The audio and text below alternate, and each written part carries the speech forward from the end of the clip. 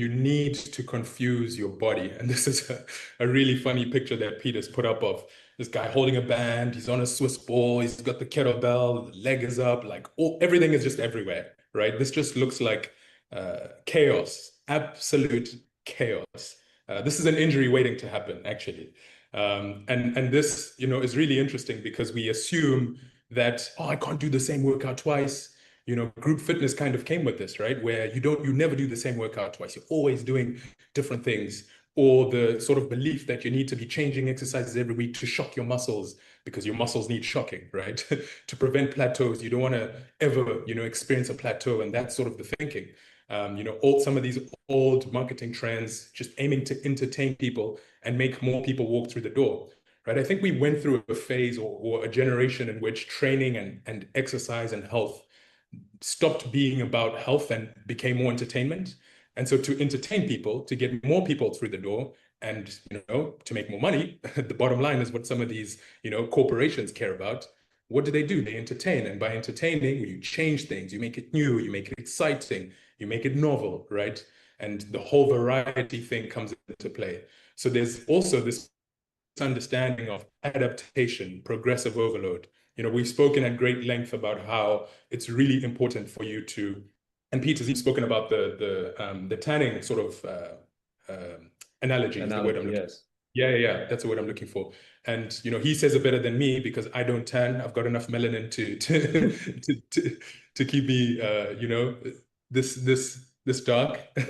And so, but it makes sense, right? That when you are in Jeddah in summer, you're not going to get a tan. You're not going to be going out in the middle of summer in Jeddah to try and get a tan. Nor are you going to be on the opposite end of the spectrum in London, in the middle of winter, aiming to get a tan. There's a sweet spot somewhere in there where, maybe around December to maybe April, where in Jeddah the weather's lovely, there's just enough sun to actually create adaptation for your body to then get a tan, right? You don't want to go on the opposite end of the spectrum because you get burnt, or the other end where there's absolutely nothing and there's no results, which we'll kind of get into as well with training. So why is this a myth, right? This constantly changing of exercises every single week. Sort of as I mentioned, right? The body adapts through repeated exposure, gradual progression. It's really important to progressively overload, right? Constantly changing things makes exercises tracking difficult. You tend to go away from training because we're training, we're not exercising. If you want to exercise, just do random stuff, right? But if you want to train, you want to change your body, you want to challenge your body, you need to be able to track the progress that you're making. Variety alone does not necessarily guarantee results. So we want to think on this, Marvin, quickly. I think everyone would attest to this, whereby obviously you start week one in whatever training block you're in, right? And that is where you're kind of like finding the weights. Yeah, maybe one set is challenging, maybe two is challenging, and you're kind of finding your starting point, right? If you were then to change into a whole new set of exercises the following week, when you're just doing the same thing, right? You're just finding your starting point. So it's kind of like each time you do that week after week, you're just finding your starting point with another variety of different exercises. Whereas you would know week one, trial and error, I'll find my starting weight. Week two is then about getting to the point where now you're using the weight that you should be using to start with. Week three is now you're trying to increase, you're trying to progressively overload, whether with reps or sets or technique or load.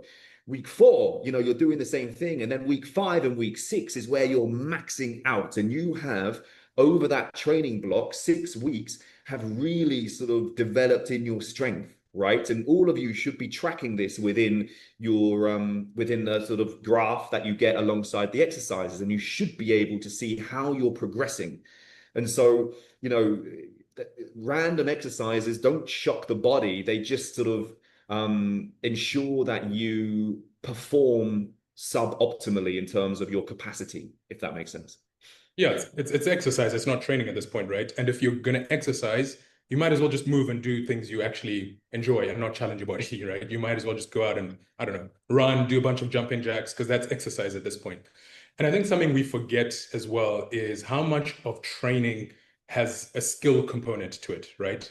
So there's a lot that you're learning. There's a lot that's happening to your body. It's not just I'm building muscle, or I'm getting stronger, or I'm retaining my muscle. There's a CNS component, right? Your central nervous system has to go through this process of oh, this is the first time I'm putting a barbell on my back where I'm squatting. Okay, this is what I need to do. I need to brace my core. I need to keep my feet fully planted. I need to, squat below parallel. All these things it's a skill, right? Your body is learning the skill. We call it motor control, where the more you do something, the more frequent you do something, the better your body gets at it, right? And so you would attest to this as well, similar to what Pete said. In week 1, you're kind of getting the lay of the land, but by week 6, you've improved significantly, not only in weight and reps and load, but also in your technique, right? You've refined it because you've done it countless times over and over and over again. So really, really important point there with training.